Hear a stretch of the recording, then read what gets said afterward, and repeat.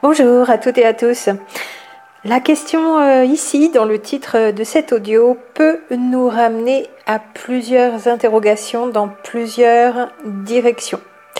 Mais que fait mon runner avec tout ce que ça soulève? J'ai bien sûr notifié derrière toutes ces questions de fuite, de doute, du mental qui pose cette question et qui pose toutes les questions qui vont avec et qui nous ramène à la grande question qu'il y a derrière.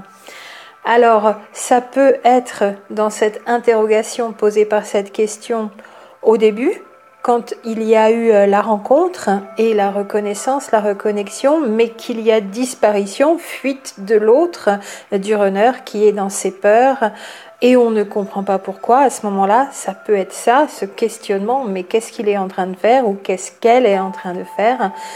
Ça peut aussi être tout au long du parcours, à chaque fois qu'il y a des éloignements, des séparations, ou la séparation en un grand morceau qui dure, et puis quand il y a silence. Alors, derrière cette question, mais que fait mon runner, c'est où est-il, comment va-t-il, avec qui est-il peut-être aussi, etc., etc., des questions dans ce sens-là.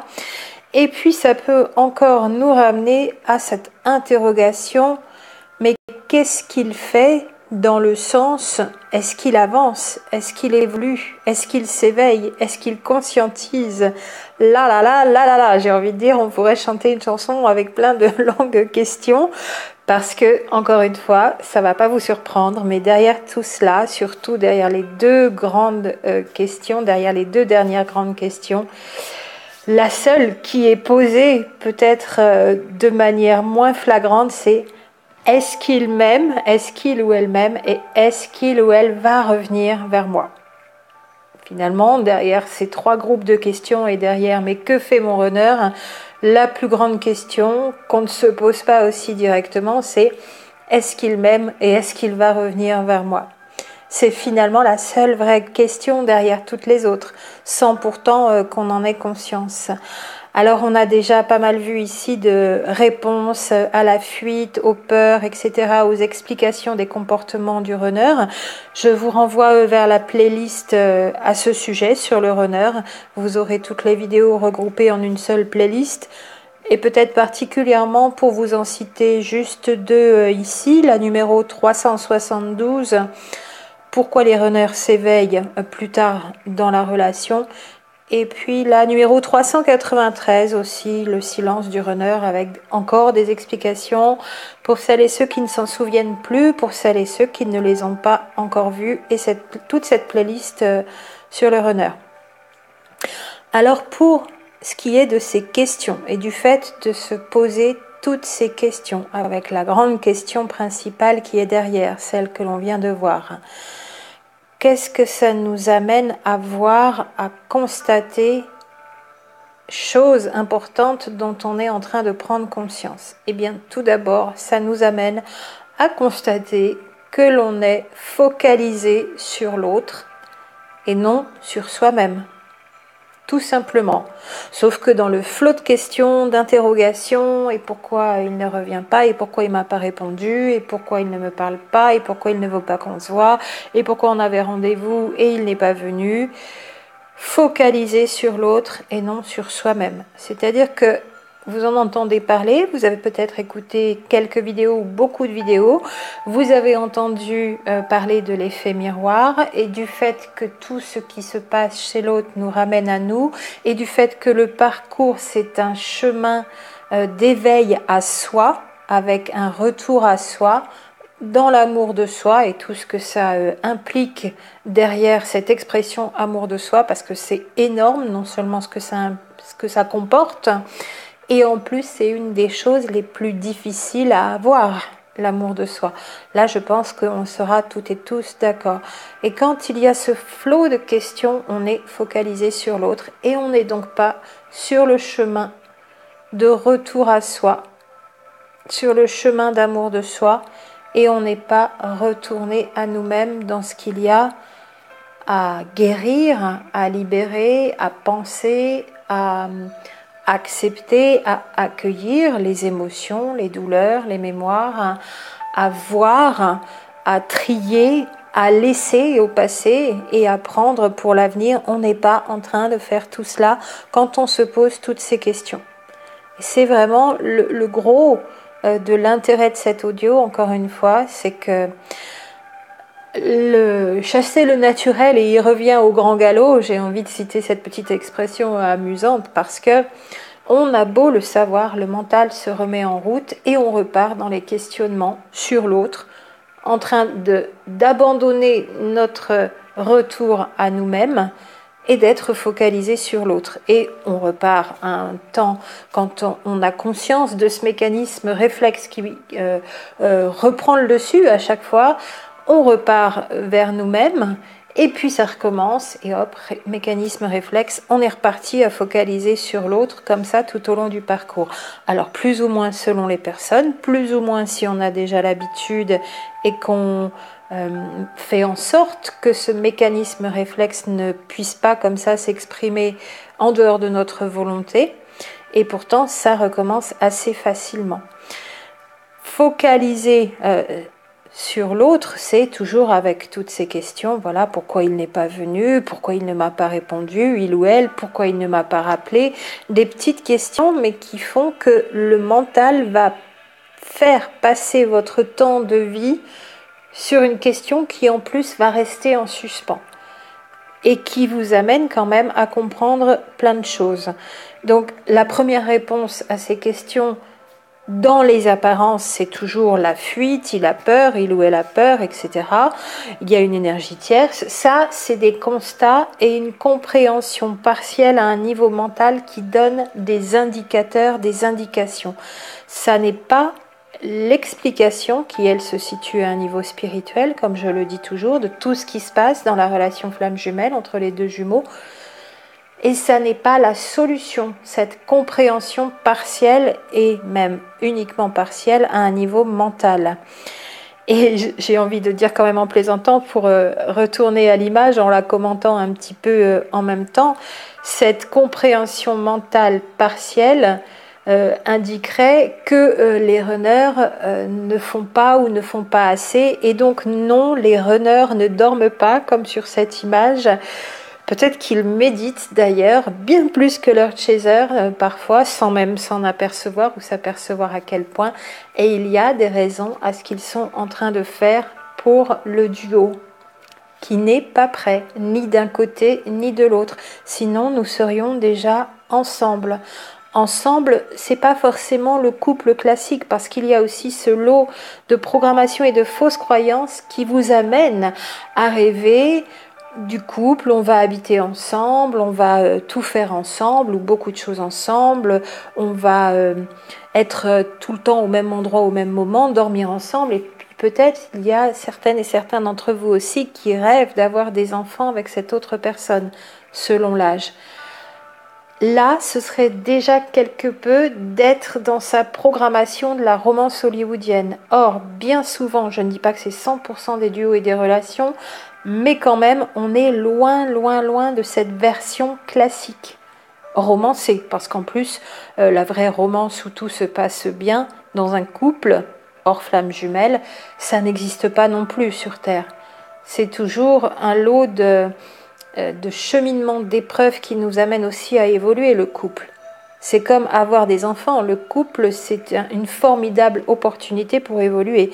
Cela dit, peu évoluent en couple d'ailleurs, en petit aparté. Mais donc, on peut mettre en avant aussi que cette programmation, elle persiste. Alors, c'est le moment peut-être de savoir pour vous si vous avez encore cette programmation et si vous êtes dans l'attente, dans l'irritation, dans la déception, dans le désarroi, parce que ça n'arrive pas, parce que vous vous mettez des échéances, parce que. Et là, ça part encore plus loin et ça génère énormément de tension et vous vous éloignez encore plus de votre cheminement de retour à vous-même, d'éveil spirituel, d'équilibre et de complétude. Plus vous êtes dans les questions qui amènent des questions, plus vous restez dans le mental, plus vous restez à ce niveau de compréhension incomplète, certes qui est très utile et même indispensable pour avoir des indicateurs, moins vous êtes dans votre parcours de transformation. Et plus vous stagnez, plus ça va attendre. Parce que d'une part, toutes ces questions sont mentales. Et donc, d'autre part, si vous essayez de comprendre ce qui se passe uniquement à un niveau mental pour cette situation, vous n'allez pas avoir les bonnes réponses si vous oubliez la dimension sacrée, spirituelle pour la compréhension, et vous allez rester dans ce souhait de comprendre à un niveau mental sans savoir que les solutions sont juste à côté, mais pas à un niveau mental, à un niveau de libération émotionnelle au travers du corporel. En tout cas, c'est ma voie de compréhension. Donc, loin de moi ici de vous répondre à cette question, mais que fait mon runner en faisant de la voyance ou un tirage de cartes, parce que je le dis toujours, ça fait un petit bout de temps peut-être que je ne l'ai pas remis en avant, je ne suis ni voyante, dans le sens où je ne fais pas de la prédiction, parce que je pense que de toute façon, c'est pas rendre service à un être humain, et qu'en plus, ce qui est vrai dans la seconde peut ne plus être vrai dans la seconde suivante, puisque nous interagissons en co-création sur toutes nos destinées respectives et mises ensemble. Voilà pourquoi pour moi la prédiction, ça peut marcher si on a en tête l'événement prédit et que nous-mêmes nous pourrions d'ailleurs être les auteurs, les créateurs de cet événement qui finalement arrive, et on va dire « Ah, la prédiction s'est avérée être vraie ». Oui, mais c'est nous qui l'avons créée quelque part. C'est un chemin d'explication, hein. Je ne dis pas que ça se passe toujours comme ça.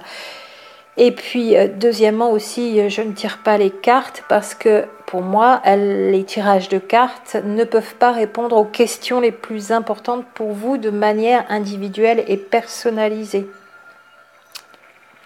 Et de plus, vous cherchez à l'extérieur dans ces moments-là, ce qui peut ponctuellement mettre du baume au cœur, comme d'écouter un tirage de cartes sur Internet. Après, c'est quand c'est de manière... ça foisonne dans le nombre, où là... alors, s'il y en a un ou un auteur comme ça, un youtubeur, pourquoi il n'y en aurait pas 10, pourquoi il n'y en aurait pas 100, pourquoi il n'y en aurait pas 1000, bien sûr, ça c'est certain. Et puis comme ça, il y en a pour tous les goûts. Mais qu'il y en ait un, 10 ou 100, les tirages de cartes continuent d'être une béquille dans le sens où vous allez chercher une réponse à l'extérieur alors qu'elle est à l'intérieur. Ça vous empêche d'aller à l'intérieur à ce moment-là seulement. C'est quand ça devient une addiction où vous allez tout le temps chercher une réponse à l'extérieur, tirage de cartes ou autre, que là, vous n'avancerez pas sur un tel parcours flamme jumelle. Et peut-être même ça signale, si vous ne revenez que trop peu à vous-même, que vous n'êtes peut-être pas dans ce genre de parcours et que c'est une autre relation. Ça pourrait être aussi un indicateur. Et ni voyance, ni tirage de cartes. Certaines et certains diraient à chaque fois, peut-être à certains moments, donc que je suis médium. À voir ce que je sais, moi je dis plutôt que je ressens vraiment finement, précisément et puissamment, vraiment au-delà du temps et de la distance, les informations. J'ai certaines informations, pas toutes, qui m'arrivent en temps voulu pour un individu donné dans une situation présente, donnée aussi à l'instant T dans le moment présent. Et c'est plus du domaine de la perception extrasensorielle, mais dans le ressenti corporel, l'intuition, sur Terre et ailleurs, quelle que soit l'information. Alors certaines et certains appelleraient ça de la médiumnité, pourquoi pas. Voilà, dans le sens où je ne suis pas reliée à des esprits, je n'invoque pas des esprits, je ne suis pas reliée à une lignée d'anges, mais en connexion directe avec l'énergie de la création, l'énergie de vie qui est tout autour de nous, qui est dans toutes les petites molécules d'air aussi qui nous entourent, dans notre propre corps, autant à l'intérieur qu'à l'extérieur. Ça, oui, je suis vraiment maintenant depuis 3 ans et demi bien connectée.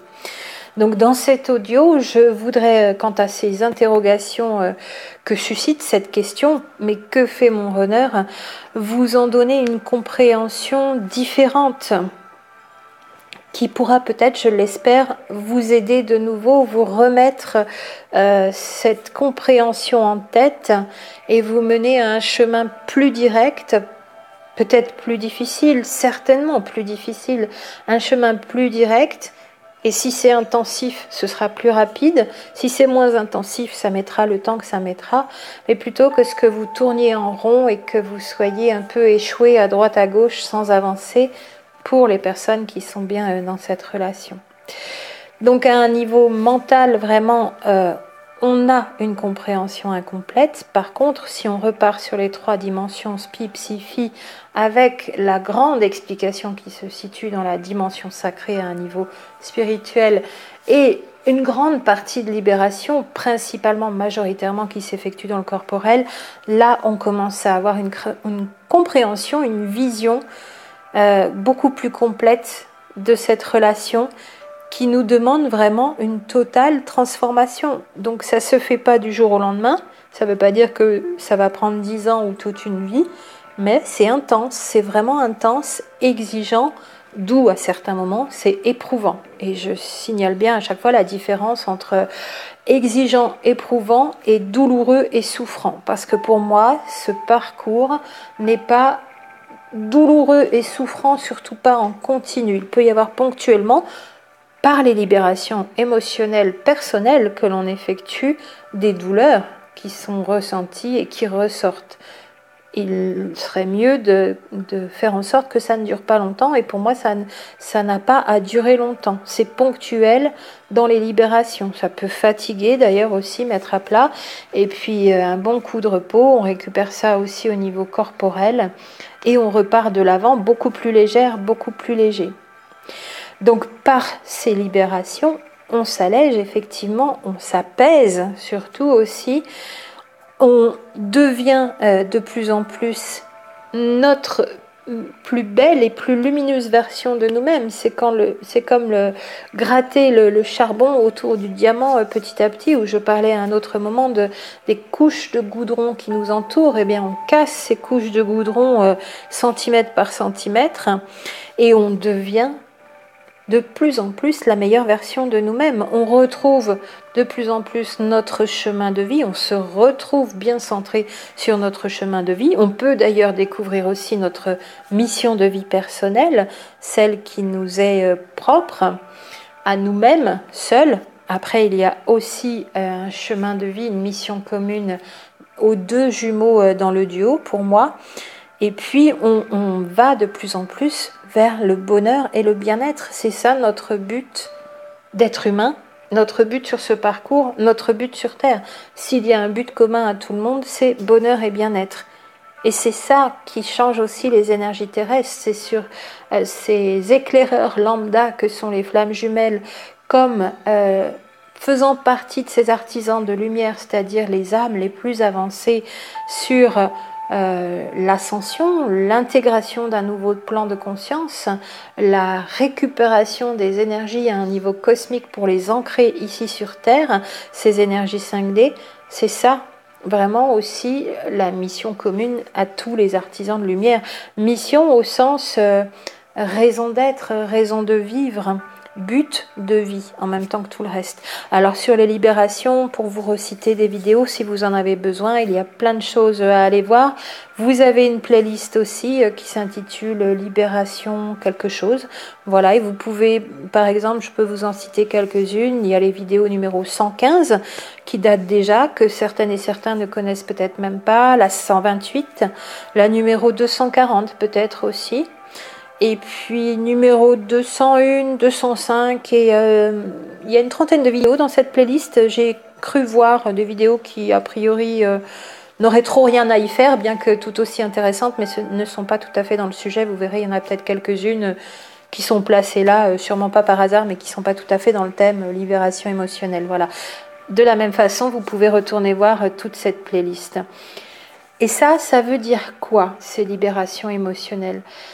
Ça veut dire que c'est cela qui peut nous amener au lâcher-prise, ce fameux lâcher-prise qui est si difficile à avoir. Cela dit, il y a un ordre dans ce qu'il y a à faire, et c'est d'abord l'apaisement du mental, apaisement du système nerveux, même au niveau physique. Donc là, comment on fait, me direz-vous, puisque c'est la question que vous posez à chaque fois, légitimement bien sûr. Eh bien, il y a toutes les techniques d'apaisement du mental, de relaxation, de méditation, de mise en onde θ, Il peut y avoir l'auto-hypnose, là c'est quelque chose que moi je choisis assez facilement. Maintenant l'hypnose avec un thérapeute sur quelqu'un d'autre, voilà, j'en parlerai ultérieurement. C'est toujours un sujet promis, comme tant d'autres. Et si cet apaisement du mental, vous ne pouvez pas déjà le faire par des méthodes dites énergétiques qui agissent sur le système nerveux, sur le psychisme, et sur le mental, alors c'est que c'est tellement avancé, c'est tellement dans le stress, tout ça, que là, il peut y avoir, avant même que ces techniques puissent être appliquées et marcher, parce que là elles ne fonctionnent pas, elles ne produisent pas résultat, un accompagnement du corps physique, du système nerveux, d'une remise en équilibre du système hormonal, du système immunitaire, des douleurs dans le corps, d'une pathologie en cours, du stress que ça engendre, des surrénales épuisées, de la sphère neurologique qui a grillé littéralement et la neurochimie qui est sans dessus-dessous, surtout s'il y a eu prise de médicaments, dépression ou dépendance, addiction à des substances.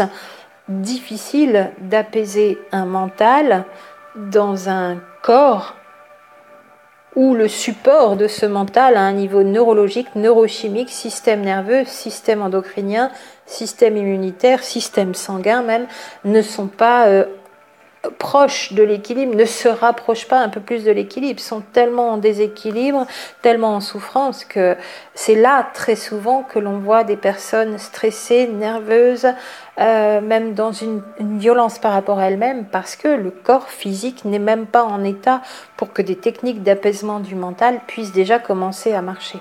Et c'est là qu'interviennent toutes les médecines naturelles, bien sûr. Encore une fois, que ce soit la médecine énergétique traditionnelle chinoise, la médecine ayurvédique ou la naturopathie, qui sont les trois grands systèmes complets de techniques nombreuses et ancestrales. Ce sont des médecines ancestrales toutes les trois, chacune dans des parties du monde différentes, les trois grands systèmes de santé complets pour prendre en charge la santé de l'être humain avant qu'il y ait des urgences, avant qu'il y ait un pronostic vital en jeu, avant qu'il y ait du lésionnel, avant qu'il ne soit trop tard et qu'on ait besoin d'une médecine d'urgence comme la médecine moderne, médecine allopathique, très jeune médecine puisque datant de fin du 19e, voire entre deux guerres, avec l'avènement des antibiotiques. Et là, on peut soutenir aussi le corps, donc pour le comment on fait, pour un petit bout de réponse. Et quand on peut apaiser le mental, on arrive de plus en plus à un début d'amour de soi, mais qui permet déjà aussi un début de lâcher prise, parce que, comme je le disais encore il y a quelques minutes, il y a un ordre aux choses. Et pour moi, l'amour de soi précède le lâcher prise. Alors, évidemment, quand on sait déjà ô combien c'est difficile de commencer à être dans l'amour de soi et d'y être encore plus pleinement, on se dit oh là là, le lâcher prise, c'est pas demain la veille. Et c'est vrai, si on ne s'aime pas soi-même, on ne peut pas lâcher prise. Et les raisons qui font que l'on ne s'aime pas, ce sont toutes nos mémoires à libérer de manière émotionnelle au travers du corporel. Je vous referai le tour et la démonstration à chaque fois.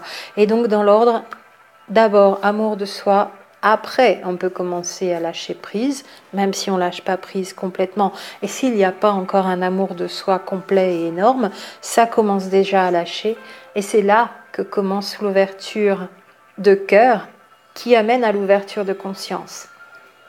Donc vous voyez que si vous n'êtes pas encore dans l'amour de vous-même et que vous pensez être dans l'ouverture de cœur, alors que vous n'arrivez pas du tout à lâcher prise, petite question à se poser, êtes-vous vraiment dans l'ouverture du cœur qui amène à l'ouverture de conscience, qui amène à l'éveil spirituel en grand ?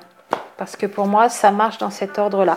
Même si ça n'est pas complet dans l'amour de soi et s'il n'y a pas un complet lâcher-prise, c'est amour de soi, lâcher-prise, ouverture du cœur, ouverture de conscience supérieure et éveil spirituel dans l'ordre.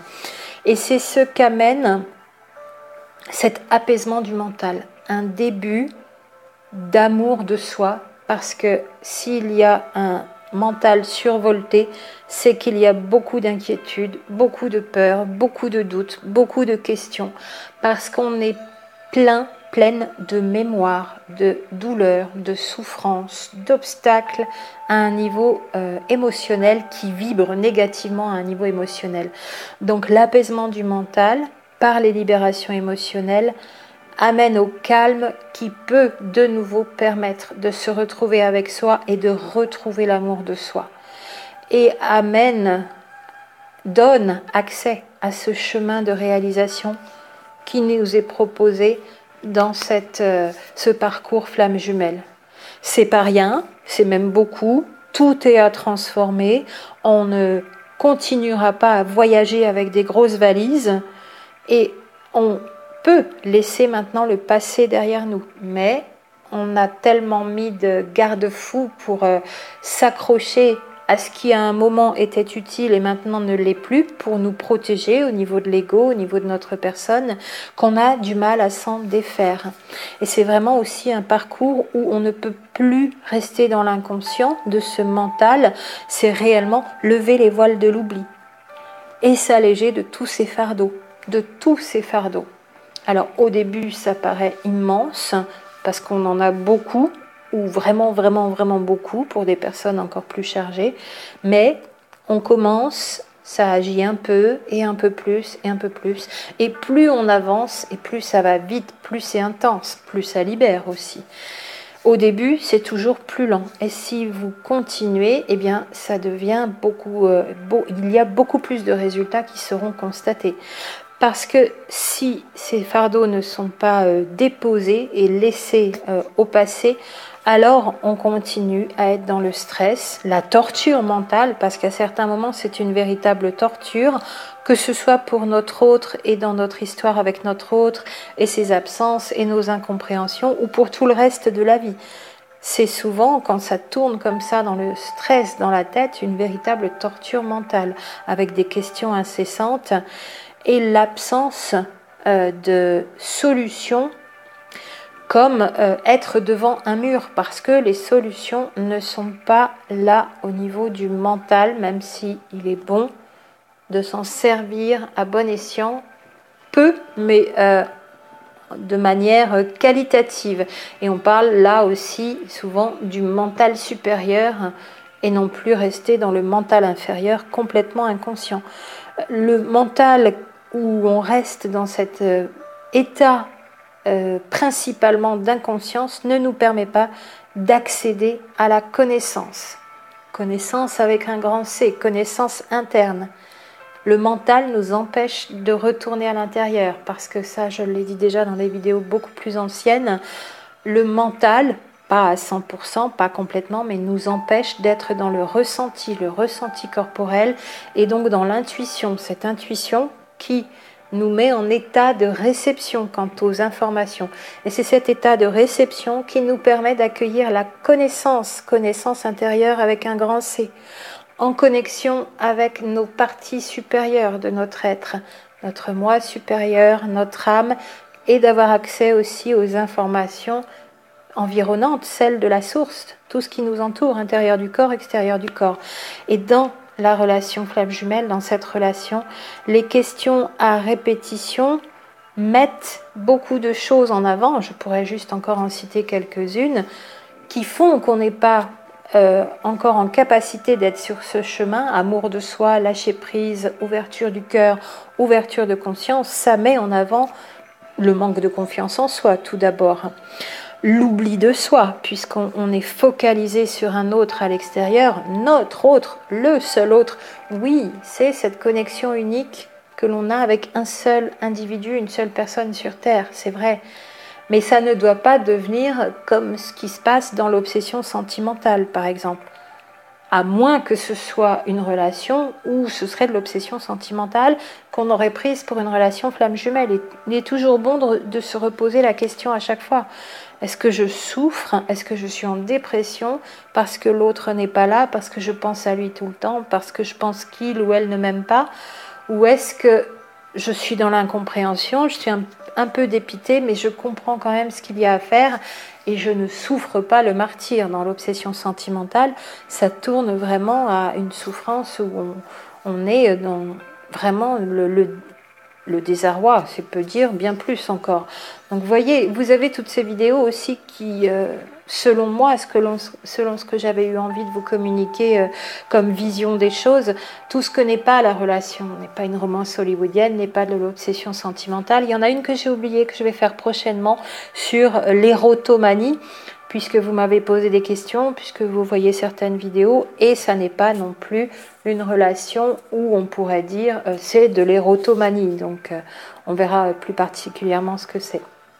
Donc le manque de confiance en soi, l'oubli de soi, avec plus à aller chercher de l'amour pour l'autre, parce que côté de Chaser, c'est je vais donner de l'amour, j'aime cette personne, je l'aime, je l'aime, je l'aime, je l'aime. Mais il y a oubli de soi, bien souvent, tant qu'on n'est pas conscient du processus, des mécanismes réflexes qui font que l'on est dans ce mental avec toutes ces questions et en focalisant sur l'autre. Le manque de confiance en cette relation, en plus du manque de confiance en soi. Et donc le manque de foi, le manque de confiance en la source, parce que si c'est bien une relation flamme jumelle, ça n'est que confiance en la source. Alors, entre là où vous êtes et une totale confiance en la source, à vous de voir quelle distance il y a de manière imagée. Ça met aussi en avant donc tous ces questionnements en restant dans le mental, les doutes, les peurs, les manques et les blessures. Et encore l'indécision avec de la tristesse et du dépit, des questions qui nous montrent encore et toujours donc la dépendance affective. Donc ça c'est relatif à la blessure d'abandon. Et plus encore, alors là c'est pas très souvent, c'est du 100% je pense pour tous les chasers, la blessure de trahison avec ce bon vieux mécanisme de contrôle. Parce que vouloir savoir ce que fait l'autre, mais que fait mon runner, c'est, on pourrait résumer, c'est juste la blessure de trahison et du contrôle. Et ça veut donc dire que l'on pense encore que dans une relation en amour avec quelqu'un, le contrôle a sa place. Le contrôle n'a pas sa place. De plus, il est relatif à une blessure, notamment blessure de trahison, qui a besoin d'être guérie parce qu'elle nous encombre quand on l'a encore. Donc facile à dire, pas facile à faire, ça j'acquiesce complètement, je suis d'accord avec vous. Mais il y a un choix. Est-ce que je reste comme ça ou est-ce que je me libère? Est-ce que je guéris? Est-ce que je dépose mes fardeaux? Ou est-ce que je me traîne avec encore toute la vie? Cette relation-là, elle nous y pousse. Donc tant qu'on stagne, tant qu'on reste dans le mental, c'est qu'on n'a pas encore fait le pas pour se libérer. Mais parce qu'on est plein de fausses croyances par rapport à la difficulté à ne plus être encombré par tous ces fardeaux, par toutes ces mémoires, par toutes ces souffrances du passé. Et c'est peut-être une fausse croyance encore qu'on nous a mise en tête. On va devoir vivre avec ça toute la vie. De toute façon, c'est le passé, on ne peut pas effacer le passé, on est bien obligé de vivre avec. Il semblerait que cette fausse croyance vibre beaucoup dans notre inconscient collectif et dans nos têtes d'êtres humains. Peut-être y réfléchir encore un peu plus en profondeur, ce serait une des grandes raisons, entre autres, il y en a sûrement encore plein d'autres, qui font qu'on on va moins facilement vers une thérapie quelconque, l'une ou l'autre, pour commencer à se libérer.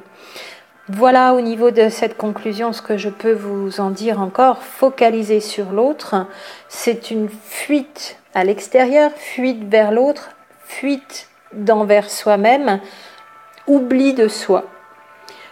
Or, cette relation, et ce qu'il est bon de découvrir, ce qu'il y a à faire, c'est un éternel retour à l'intérieur de soi, en apaisant tout, en guérissant tout petit à petit, en retrouvant l'équilibre après ces libérations et ces guérisons, cet équilibre qui nous est de nouveau permis pour enfin atteindre la complétude, ce grand mot avec tout ce qu'il veut dire, peut-être qu'il n'est pas toujours compris, la complétude, dans un chemin d'éveil spirituel tout au long de ce parcours.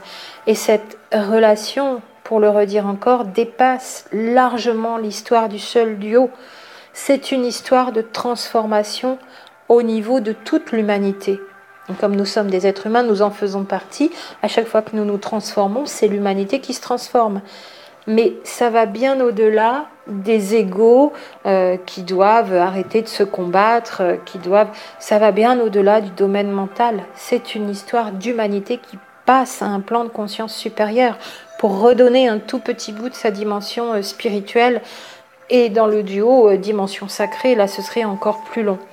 Donc la complétude, elle est atteinte quand vous pouvez être aussi bien seul et même accepter, accueillir l'idée que vous ne serez peut-être jamais réunis, alors en couple classique ou autre couple, mais que vous ne serez jamais ensemble au même endroit avec votre autre, jusqu'à être dans un bien-être, que ça ne changera rien à l'amour que vous portez à cet autre, à l'amour que vous vous portez et à l'amour que vous portez à toute l'humanité.